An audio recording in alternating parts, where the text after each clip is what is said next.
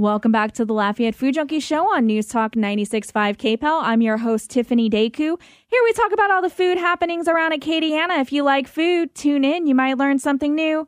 It is the Super Bowl, and I know a lot of people around town are very angry about who is at the Super Bowl right now, and so there's a lot of boycott the bull parties happening right now. There are a lot of bars in town that are showing the Super Bowl from when the Saints did play in 2010. I saw cookie cakes from New News and Youngsville that had, really funny sayings on it about the, Super Bowl. And then also they have the second line parade happening in New Orleans, which was huge. There's probably more people at that second line parade than are at the Super Bowl right now. They were also really worried about viewership this year, people actually going to the Super Bowl. All I care about is food. Yeah. Again, I found the perfect meme for that today. Actually, when you go to a Super Bowl party for the food and then people try to talk to you about football. Yes. I was like, that's exactly how me and Bob feel. I'm there for the commercials and the food. Yeah.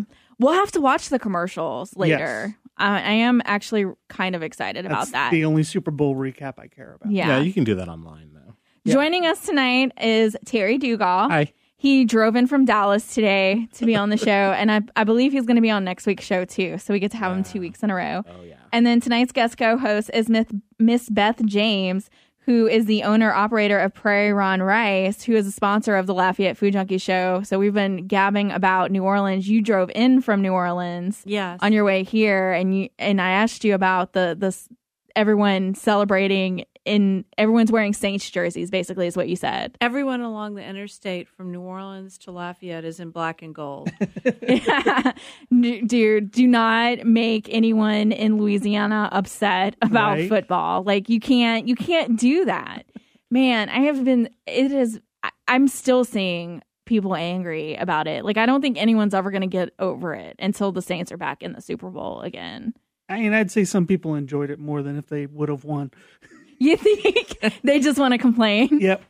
I'm going to give a shout out to Lafayette's own Primo Peppers. They have recently partnered with Popeye's Chicken, and I believe it's only in the Nashville market for now, but they're having a Primo's Pepper chicken strip with Popeyes, and they had a commercial for it and everything, which was really cool. It is, I believe, only in that market right now, but if it does well in that market, it's going to expand. How long do you think it'll nationwide. be there? I don't know. Because I'm going to Nashville in May. So really? Nice. It may still be there.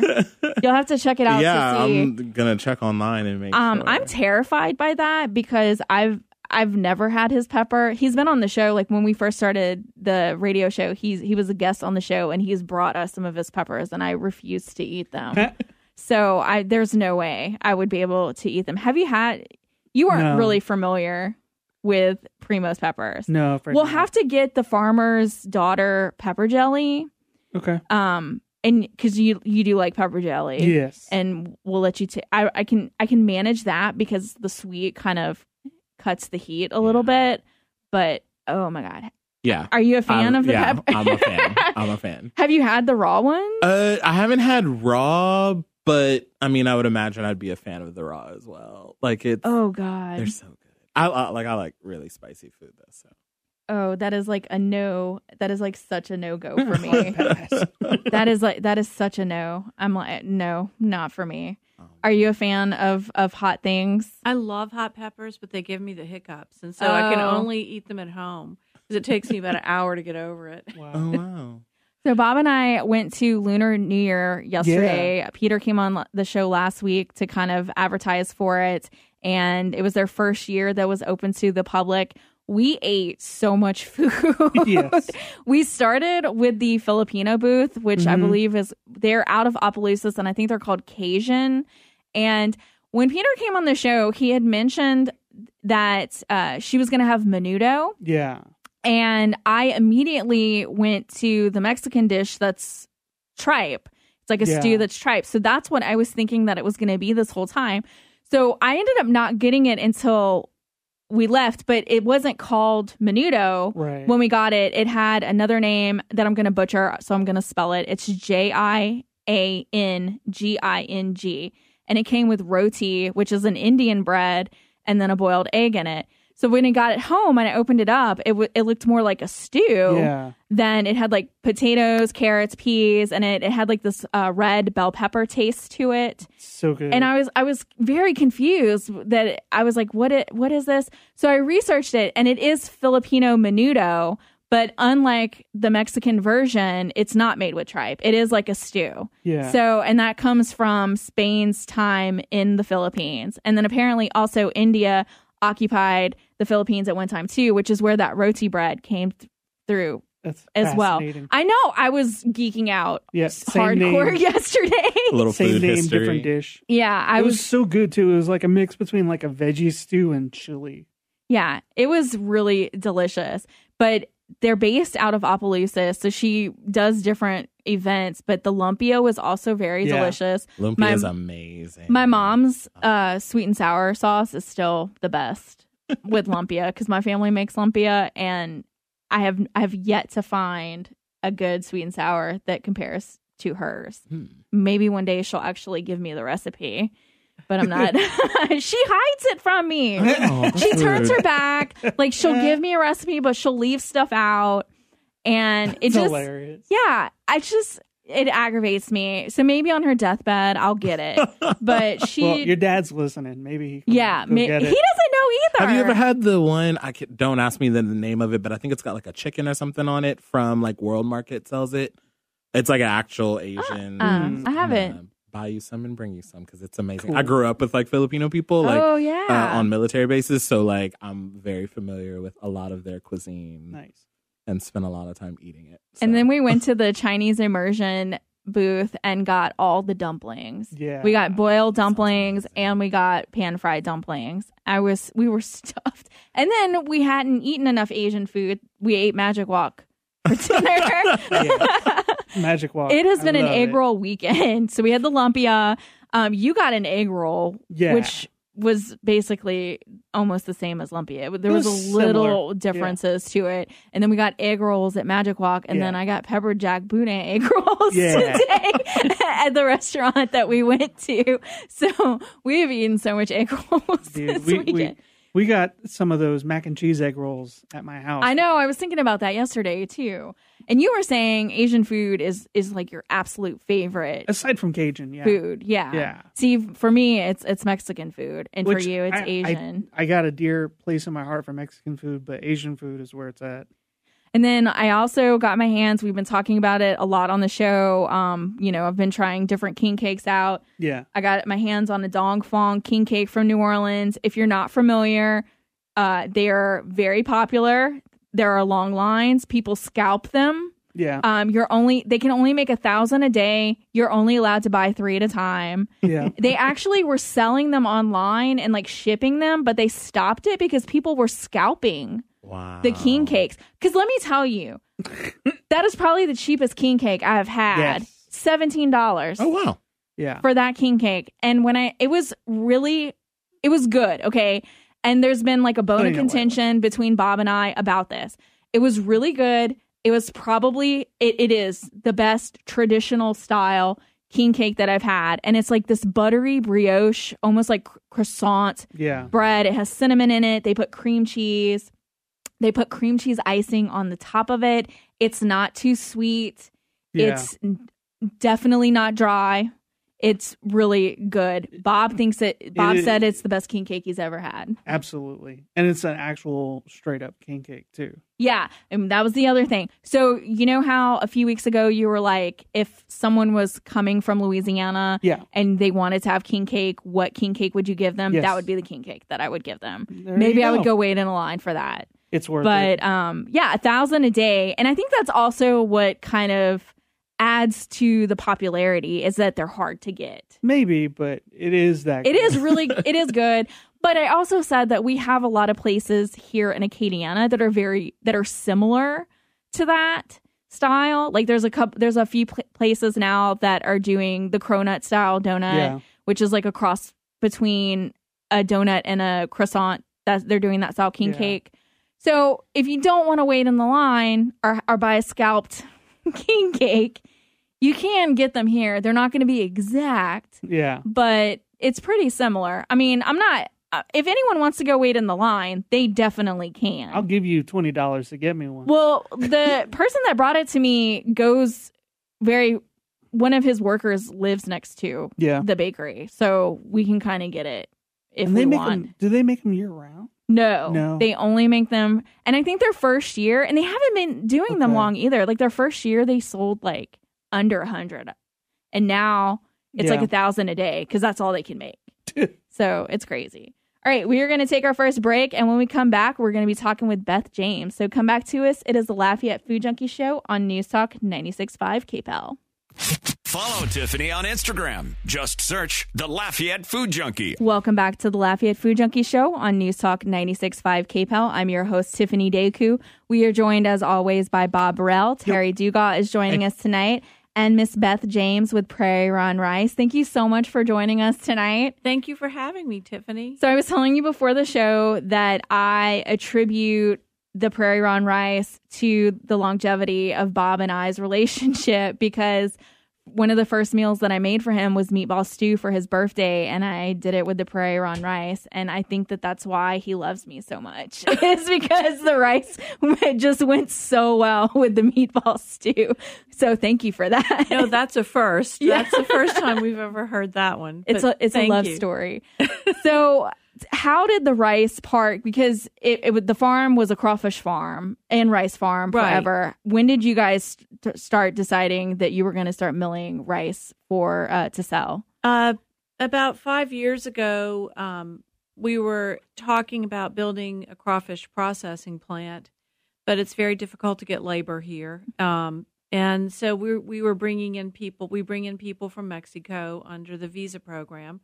And Rolando is from Mexico, so we get a lot of people from where he, is familiar, his area, which is in Guanajuato. And he's from San Miguel de Allende. And anyway, we were looking at that. We would have to bring in 35 to 40 people. And, we were actually harvesting rice that day on combines. And I was on a combine, and Rolando's in the cart. We had two other combine drivers and two other cart drivers, and you're there, I'm listening to NPR, you have a lot of time to think because you're sitting in a tractor for 10 hours, and I was like, what is wrong with you? You're on top of rice. Why don't you do something with the rice? And that's sort of the genesis of how we started looking at how do we go vertical, can we do this, is there a marketplace for it, and here we are. So a while back, a very controversial conversation that came up on the morning show on KPEL was whether to rinse rice or not before consuming it. And everyone was very adamant about washing rice. And the two answers that you got predominantly were it's a tradition kind of thing, or have you ever seen the inside of a rice mill? One of the things that I know about your rice is that it does not sit in a rice mill for very long. No, we mill it and pack it the same day. And so it's packed immediately. It's not sitting in a bin. USDA has been bringing people to our mill to show them how for cleanliness, our standards are really high. We follow this international food safety industry standard called BRC. We're not BRC certified, but we follow their protocol. And so we're super, super, super clean. Plus, as I was saying earlier, I'm from South Louisiana. I mean, we just are naturally super clean. And you were saying that you don't rinse your rice. No, I don't. But my grandmother did, and she always told me it was to get the starch out. So she would rinse the rice and keep the water to use in her iron. So it's just, I guess it just depends. Some people don't want the brand, some people do. But I never thought it was for cleanliness. I always thought it was just to get some of the starch out in the process. So for anyone who's listening who has not tasted your rice before, what makes it different? There's two things. One is when you buy regular rice in a store, it could come from 20 different farmers.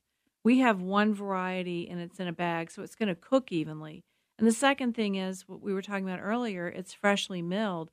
So it actually tastes like rice, which I thought, when we cooked the first pot that came out of the mill, I thought we were just being overly joyful and excited about our first pot of rice. But there's really something to having freshly milled rice. It's delicious. If anyone hasn't tried it, I highly suggest going out and checking it out, because I didn't think that it could make such, like, rice could taste so differently, but it really does. And I had mentioned that, so I had bought the rice and I had made it, and then maybe like a month or two later, I had cooked some rice and I was like, man, this doesn't taste, I screwed up this rice. I was like, this doesn't taste good. I was like, what did I do? And it wasn't your rice. Like, it was another bag that I had in the house. So I was like, oh my God, it like really does taste differently. That's amazing to me. That's what the chefs think. You know, we've had a lot of people who are foodies who really love to cook. They see and taste the difference immediately. But it's also happening in the chefs' kitchens. I mean, that's been where we've gotten the most feedback, and that's where I wanted feedback, you know. So it's just a different animal when it's a single variety. I mean, we're comparable to like a basmati or a jasmine in the way that we cook, because they're single varieties. Speaking of restaurants that are using your rice, you guys have a list on your website. It was a lot of Texas restaurants that have it, and one of them was Odd Duck. And I had asked you, like, do you get to eat in all of these restaurants that are using and taste the dishes? I could go on a food trip just to eat in all the restaurants. Right. I'm not able to do it, but yeah, we're in some I'm really excited about where we've been placed and who's interested in us, because it's people who really, they get it. They get food. They're interested in farm to table. They know that, you know, we control everything from the seeds to the soil through, you know, water and every process until it gets in the bag. So we're really comfortable and confident in our product, and the chefs appreciate it. I know 2 of the New Orleans locations that are using your rice is Herb Saint, and then also Mosquito Supper Club, which I haven't had a chance to dine at, but I love them. I follow them on Instagram, and one of the chefs is from the Acadiana area too. So that's really. Have you gotten to do the Supper Club? I actually went one time when they were using our rice. You go, it's a prefix. Yeah. It was excellent. And one of the girls is from either Lafayette or Brobridge, somewhere in Acadiana. I'm blanking on her name right now, but Me I know too. like who Me she too. is. Like I can see she her. was a chef to watch a while back too. She I had was. went to that dinner and she cooked at it. So it's like when you're on Instagram and you follow all these accounts and then they follow you too, it's like you feel like you really know them. So I'm like, yeah, I know her, and just follow her on Instagram. Have you gotten to go to the Supper Club? No, I wish I could. Yeah. I think maybe you've liked AJ's been AJ, who's been on the show before, has been. So I mean, I've seen a lot of their stuff. It's just, you know, getting out there and getting in.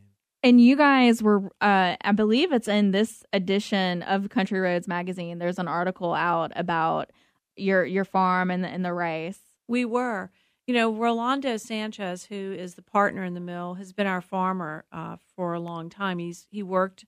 And my father groomed him and, you know, taught him everything. And he was USDA Farmer of the Year in 2017. Wow. Yeah, I know. It's really the American success story. You know, he came here as an immigrant and actually swam the river. He didn't have to jump a wall. There was no wall.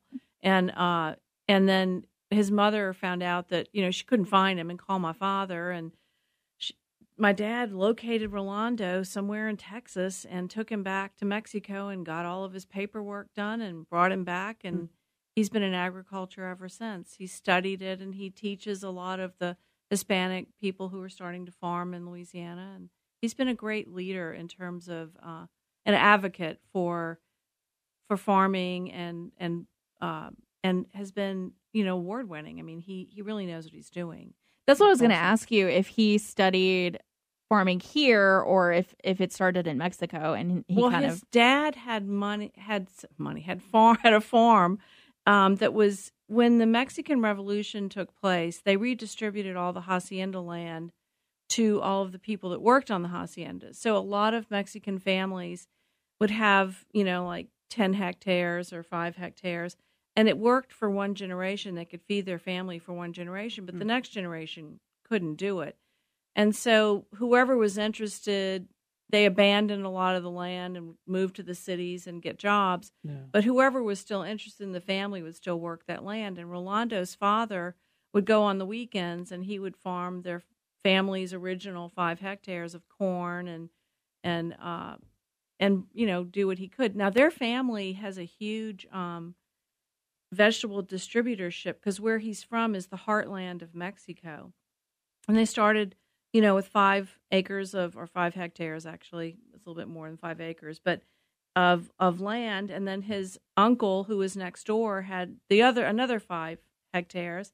And his uncle bought a truck and started bringing the vegetables into town, and now they have this huge vegetable distributor company. I mean, they're a remarkable family, Rolando's family. They really started with nothing and have all built up something. And he's been extraordinary to watch, and he's extremely motivated and really proud of being an American. And, all those things that you want to have happen here. That's amazing. That's awesome. All right, we are going to take another break, and when we come back, we have more with Beth James. So come back to us. It is the Lafayette Food Junkie Show on News Talk 96.5 KPEL. Go along on all of Tiffany's food adventures. Like the Lafayette Food Junkie Show on Facebook. Welcome back to the Lafayette Food Junkie Show on News Talk 96.5 KPEL. I'm your host, Tiffiany Daku, joined as always by Bob Burrell. Yep. Terry Dugas is also joining us tonight. Hi. And we are talking with Miss Beth James of Prairie Ronde Rice, who is a proud sponsor of the Lafayette Food Junkie radio show. So we want to just mention that and say thank you very much for contributing to the airing of the randomness that comes out of my mouth sometimes. I don't know where I was going with that, but I was trying. There you go. It was coming out. I want to know what your favorite rice-based dish is to make with the Prairie Ronde rice. I like this Turkish rice that I make that is saffron and raisins and almonds and it's cooked. You brown the onions to where they're crispy and put it on top with butter and I cook it with saffron and a chicken broth. Rob and Bernie were talking about this on Friday's show, and they said it was one of the most amazing things that they've ever tasted. That you had brought it to them. So it has like sweet, and then I brought them. That's my second thing. Okay. I brought them rice pudding basically, and you cook it with. It's also. I mean, everyone does a little bit differently, but I used Middle Eastern, which has rose water, and it's cooked in heavy cream, and it was really good. Oh, my God. I want this. I want to try Right. both of those right now. I know. Well, because they kept talking about, like, rice pudding. They kept talking about rice pudding, and I was like, that does not sound good to me at all. And it's I love totally a texture thing for me, Yeah. which is probably also the reason why I'm not the biggest fan of bread pudding. Yeah. But then they were describing that, and I was like, oh, my God, I want to try that. It's more creamy, like mashed potatoes. Oh, okay. Well, then I'm on board for that. Rainy. Is the recipe on? You need to put those recipes. Yeah. I know. There's a lot of things we need to do. Yeah. But right now we're just trying to get it out there. So And we do want to mention, too, that locally you can get the rice at Rouse's and then Champagne's. And then another thing I want to talk about really quickly is they come in these really cool bags. They very much stand out in the rice aisle. You go through and it's all like either white or see-through rice bags. Yours is black. It has a design on it of either a rooster or a pig. And we were talking about the two designs because when I was first looking at it in the store, Champagne's did have the two designs. And I was like, oh, are they different styles of rice? But they were exactly the same. You just happen to like both of the designs. I couldn't make a choice. I liked both of them. And I felt like, Rolando Sanchez is a partner in the mill, and the rooster reminded me of Mexico, and the little pig playing the fiddle reminded me of my culture, which is South Louisiana. And so I called a friend of mine who's a product development person for a big national company, and I said, I can't decide which one do you think? And she said, well, use them both. Kleenex has a million designs. Of course, we don't have that brand, but, Yeah. So we tried it, and it's funny because people are really dedicated to the pig and some are really dedicated to the rooster. I think I had a really hard time deciding, and I think I did go with the pig now that we're talking about that. But if you go to Rouse's only has one design. Yeah, they wanted the rooster. So we'll do whatever anybody wants. But what was important to me is that we could seal those bags because I hated having rice all over my cabinet. And I have one of those stainless steel things. I don't know if you can still buy, but it was my grandmother's. And you have to pick it up and open it, and I would still end up spilling rice. So I wanted a resealable bag, and then you can use them for other things also. I mean, I have, at my granddaughter's school in New Orleans, they have kids that are using them for their sandwiches. Oh, nice. It's really cute. It's a nice little recycling. Yep. Speaking of another, in a sense, recycling of products, your rice is also being distilled into alcohol. Marigny Moonshine 73 Distillery is making a moonshine. We'll say that in quotations. We say it every time when we talk about moonshine with the rice. Yeah, I didn't know what moonshine was. It's basically whiskey, that hasn't been aged. They call it white whiskey. Mm-hmm. But I don't even like whiskey, but I like the moonshine a lot. Actually, too much sometimes. Do you know if there's anyone here locally that's selling it? Or is it only Marcello's had it. Okay. I'm not sure if they still do. They have a lot of their products because they have, they have the Marigny Moonshine. They have St. Rock gin, I think, or it's gin I think it's vodka. gin. Yeah, and then they have different names. So 73 stands for all the neighborhoods in New Orleans. There's 73 neighborhoods, and so each I guess variety of alcohol that they're brewing will have a different neighborhood name. That's very That's cool. Awesome. Have you gotten to try any cool cocktails with the moonshine in any of the New Orleans? Yes, and if you go on their website, they have a whole bunch really with the moonshine. It's really good. That's what I'm saying. I really have kind of overexposed my tasting on the moonshine. No such thing. Yeah, but it's really good. I think that's cool. So you have the crawfish and the rice farms. Yes. And then now it's becoming a trend of the distilling of the alcohol because there's another crawfish rice farm locally that's doing a vodka. They came on the show. JT Mellick is doing a rice-based vodka too. So I think that's really cool, and it's also maximizing all of your product. Right. We're also growing 100 acres with a specialty rice that's going to be used to make sake. Oh, so that's coming up. I love sake. That's really cool. Very we're excited gonna about it.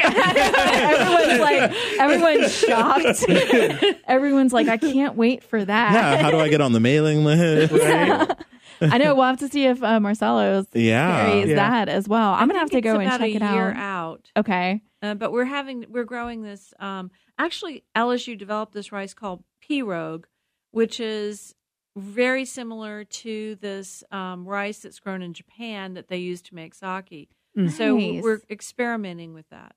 That is so cool. Awesome. I love this. I love all this creative ways of maximizing the product. That it blows my mind. It's so exciting. That is great. Where was I going with this? I was going to say something. I knew we were talking on the way over here that we were going to be crawfish hunters in our retirement.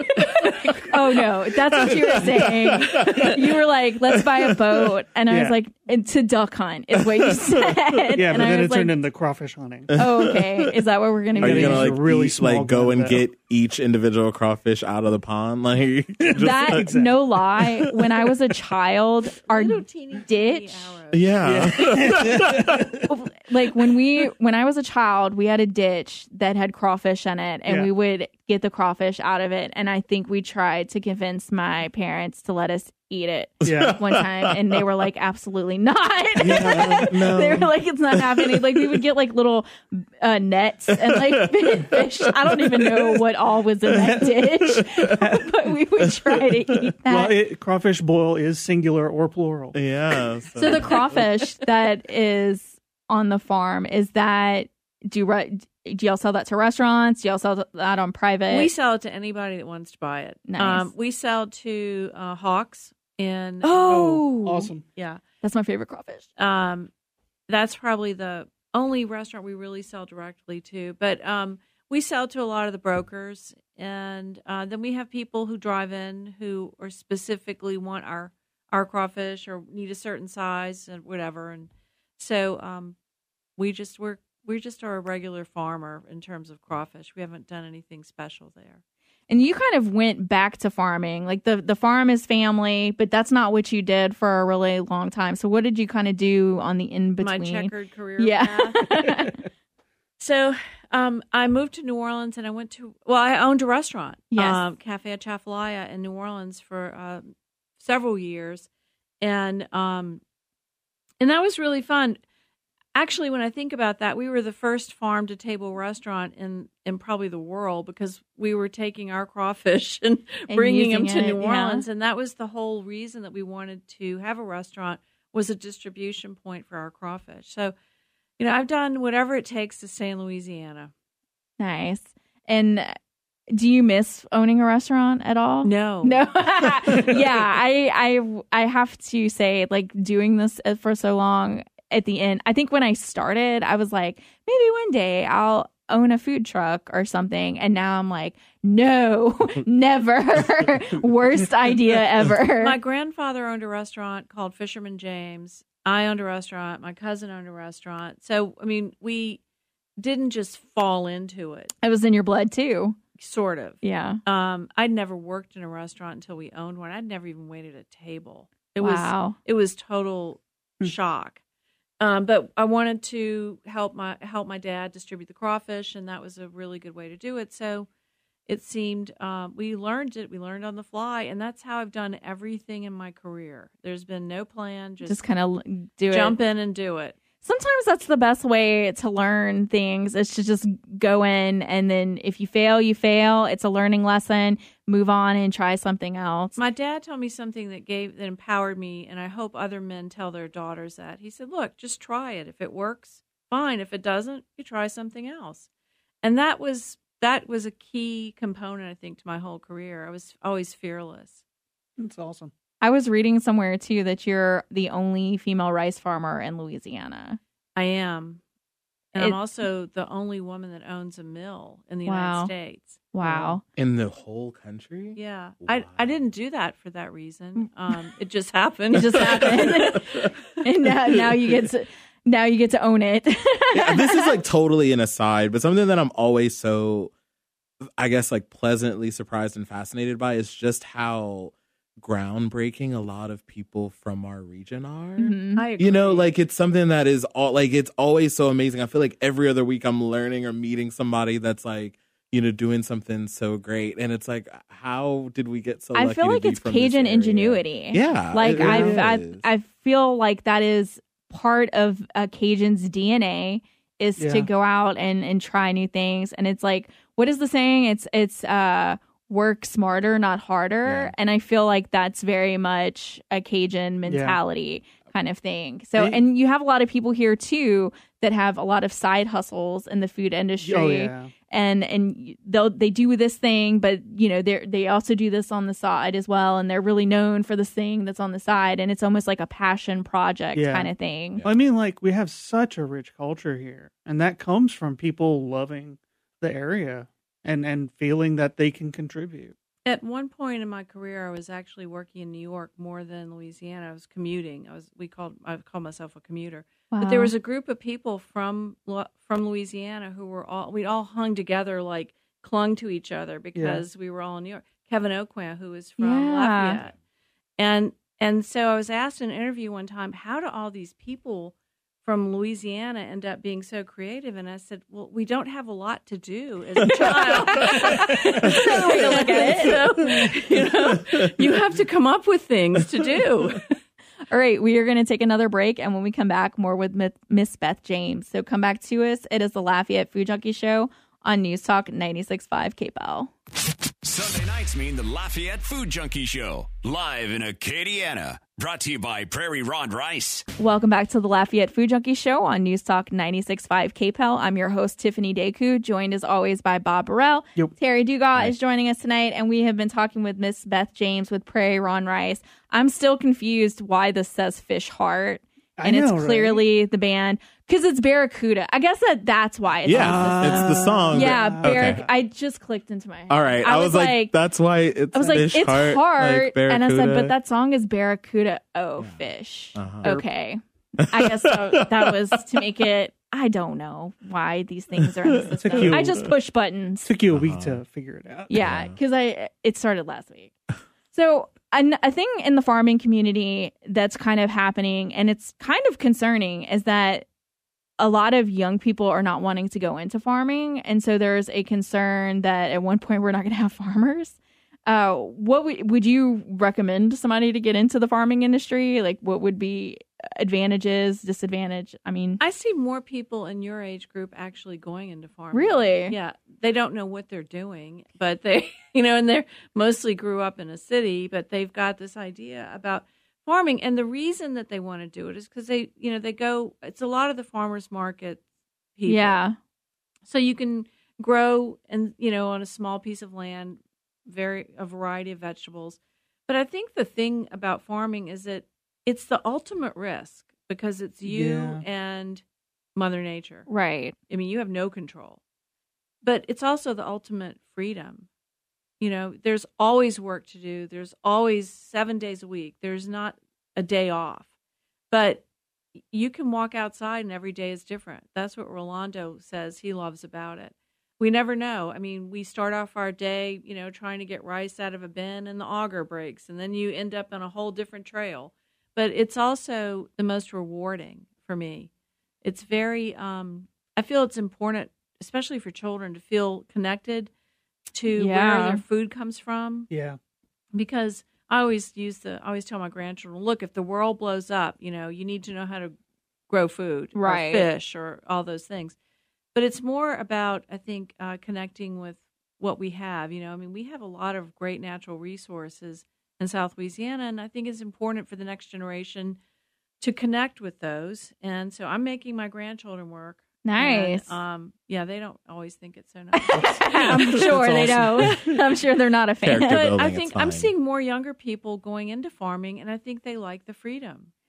So that's good to hear, because I was thinking the complete opposite. I did see, more younger farmers at farmers markets. Right. But it is a lot of hard work, and it's not something that you would necessarily go into to be very profitable and wealthy, because it is very dependent on Mother Nature. And so I kind of felt like to a lot of people that is not as appealing either. But I mean, we definitely need farmers. Like, our food depends on it. So Right. Yeah. that's really good to hear that you feel like there's more that are getting into it. So yay, we will still have food. We're Yeah. encouraging them. Yeah, that's great to hear. What are some of the places that you like to eat locally? Oh my God, I like so many places. Well, Blue Dog, I love Blue Dog, and I can't think of the name of the place because I always go with my girlfriend and she drives and she says this is where. Okay, we're going. describe it to me, and I can probably tell you. It's on Johnston. La Fonda. Do they have margaritas? No. I know. Okay, I love- all right. No, I'm getting La Fonda. No, I like La Fonda too, but I like Mexican food also. Yeah, So, and I love margaritas. yeah. But La you know, Fonda's out is of for the the margaritas. yeah, I mean all the old guard Dons, La Fondas, and, Is it like what, La Pagua maybe? no, it's the new one that's on Johnston that's called it starts with the S. Social. Social. Yeah, I like Social. Next to Social. La Fonda's. Yeah. Yeah. Socials is really good, and that is a farm-to-table restaurant. Have you been to Blue Dog since Ryan Trahan has taken over the menu? Yes. I mean, it's a little bit different. There are things that I like that they did before better, and then there are things that I like that they're doing now better. So there's a trade-off, but I think he's a really aggressive chef, which is, I like that. I like people that'll take risks. Yeah, with and, I food. mean, he's seafood king of the USA right now. So Right. Accurate. he's doing something right. We need to go and check it out. They have Yes. cornbread as an appetizer. And Oh, yeah. for that alone, I was like, Bob needs to go and eat that. And they do have a lot of seafood on the menu, but there is a lot of things that you could eat on the menu as well. Speaking of breaded goodness, the Albertsons in Oh my Broussard God. on their fried food bar, they have mini hush puppies now, Really? and they are so good. They're like about like the size of a quarter, and you just like pop them in your mouth. Somebody somewhere is like vigorously writing that down. The Albertsons in Broussard. Where I need to go. It's so good. I'm like, complete another shot. And also, I think where you Albertsons has some of the best boudin. They are getting it from so somewhere, good. though. I mean, they're not. I don't care. You know what? Yeah. I have an assignment for you. Next Okay. time you go to Albertsons, which you eat there like once a week. Yeah. Especially now that they have mini hush puppies.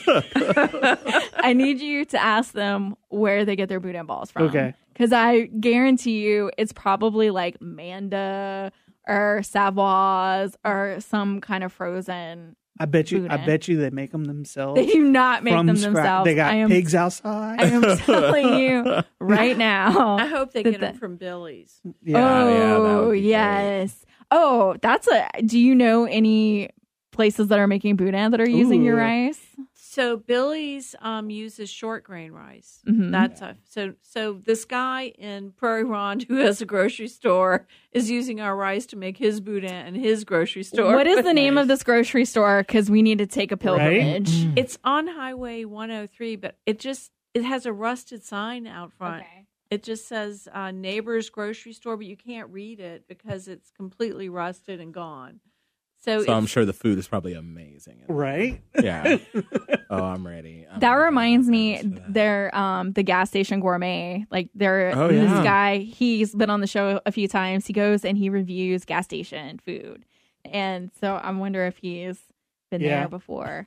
I want to go because I can only imagine what the boudin tastes with that rice. If the rice is already so good, I think it's really good, but Billy's is still my favorite. Billy's is delicious. I almost went there today, but I decided not to. That's like my semester break treat to myself is Billy's and Trader Joe's. Yeah.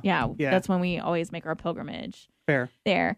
Did I see a while back that you guys had grits? Oh yeah, so we take the cracked rice and we, instead of throwing it away, we just use it for grits, which is really good for people who can't have gluten and all that kind of stuff. So that's awesome. I love grits. Yeah, so is that only online available? Actually, it's only at the farmers market. We're in Baton Rouge, okay. in New Orleans at the farmers markets, and that's the only place we bring it. But we are going to package it. Okay. We just haven't gotten there yet. Okay. Yeah, because I had saw it on the website, and I guess it was advertising for the farmers market, and I was like, oh man, grits! I love grits. And then I went back to look to see if it was available to purchase, and it wasn't. So then that's why. Okay, that's really cool to know. So do you guys are y'all trying to get into more grocery stores? Because right now it's just Rouse's and Champagne's locally. Well, locally, but we're in grocery stores all over the state, especially the independents like Calvin's and Baton Rouge and Alexander's and Calandro's, and then in New Orleans at a lot of the smaller like Langenstein's. I think y'all were at Simone's Market. We're at Simone's for a while. There's a food blogger in New Orleans area, and when they first opened, she had actually a picture of y'all's rice before I'd even heard of y'all before, and she's from here, Simone Reggie. Yes, she is, and I think they're either cattle farmers or they were rice farmers too. Her maybe grandfather cattle. was Judge Reggie. Okay, her family farmed too. I'm sure they did. I think it was cattle though, maybe not rice. I always assume. Yeah, because she was a butcher, so probably cattle. Mm-hmm. I didn't know she was a butcher. That's interesting, man. Does she still butcher at the? I think so over there. I think she's the one that does all of that. I love female butchers. Oh, yeah, that is pretty awesome. That is. I never want to be at this point. I don't want to be a chef, but I do want to learn how to butcher large animals. I got a book. Paul Credo, one of the chefs that comes on the show a lot, he has a butcher background. His dad owned a butcher shop, and he taught me how to debone. He gave me one lesson for deboning a turkey, and I need several more to be able to master it. But there's something zen in it, and breaking down the meat. It's like very therapeutic. That's probably sounds really bad, but no, it is. It is. There's like something therapeutic in it. Beth, thank you so much for joining us tonight. It has been a pleasure. It's been so much fun. Being We've on your taken you show. on a roller coaster of subjects tonight. All right, that's our show. Thank you so much for tuning in. Join us next week, Sunday at 6 p.m. This is Tiffiany Daku on News Talk 96.5 KPEL, and this is the Lafayette Food Junkie Show. Thanks for listening, and as always, happy eating, Acadiana. Sunday nights mean the Lafayette Food Junkie Show. Download the podcast every week on KPEL965.com.